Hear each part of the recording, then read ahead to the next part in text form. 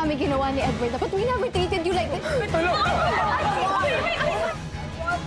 Giniit ni Gina sa meeting nila na kailangang siguraduhin nila Cindy na credible si Bingo at malinis ang background niya, pati pamilya niya, dahil pwede nilang gamitin yun laban sa kanila. Sa sobrang stress naman ni Caroline ay hindi siya makakain, kaya sinabihan siya ni Bingo na kailangan niyang kumain para may lakas siya, na sinabi pa niya ang palaging pinapaalala ng mamang niya na talo siya sa giyera kung walang laman ang sikmura niya, na kailangang huwag kalimutang kumain ni Caroline dahil masarap kumain. Habang lumabas naman si Gina mula sa conference room sa bahay nila Caroline upang silipin sila Bingo at Caroline habang nag-uusap sila. Kinagabihan naman ay pinark ng driver ni Gina ang sasakyan niya sa di mataong lugar na doon siya pinuntahan ni Chief Regan na dali-dali siyang pumasok.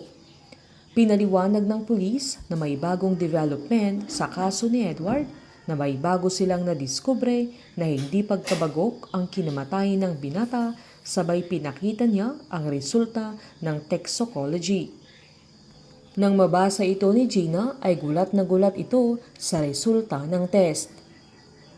Habang kinausap ng masinsinan nila Cindy at Wilson si Caroline, kung saan tinanong ni Cindy kung gaano niya kakilala si Bingo, na baka may tinatagong baho at kung malinis ang background ng pamilya nila, dahil kung tutulungan niya si Bettina ay walang pwedeng lumabas na kahit na ano na pwedeng makestyon ang credibility niya, na mahalaga yon bilang isang testigo.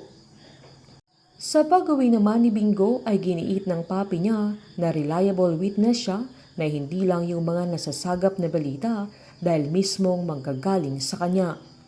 Masaya naman si Lola Nene na matutulungan ng apo niya ang ate ni Caroline, na yun naman ang gusto ng binata dahil naniniwala siyang inosente si Bettina. Sa pag-uusap nila Caroline at Cindy ay pinaliwanag ng dalaga na responsabling anak si Bingo dahil gagawin niya lahat para sa pamilya nila. Nagadamang tinanong ni Cindy kung asaan ang mama niya, na sinaad ng dalaga na wala na ang mama niya at hindi niya alam kung anong nangyari. Tinanong din siya ni Wilson kung credible si Bingo na pagkatiwalaan nila.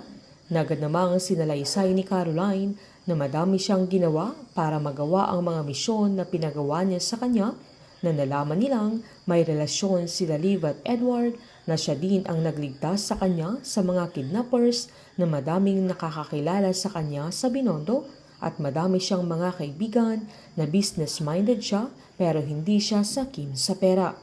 Sa pagiging witness kaya ni Bingo para kay Bettina ay matutuntun niyang si Cindy ang dahilan ng pag-alis ng nanay niya at tuluyan siyang iniwan. Sa pagtulong ni Bingo sa pamilya Chu ay ito ang magiging daan upang maliwanagan at mahanap niya ang mga kasagutan sa nangyari sa kanilang pamilya. Painit ng painit ang mga tagpo, sabay-sabay po nating subaybayan ang advance episode ng Can't Buy Me Love dito po sa aking channel. Patuloy lamang pong manood at mag-subscribe para ma-update po kayo sa mga susunod na episode. Marami pong salamat.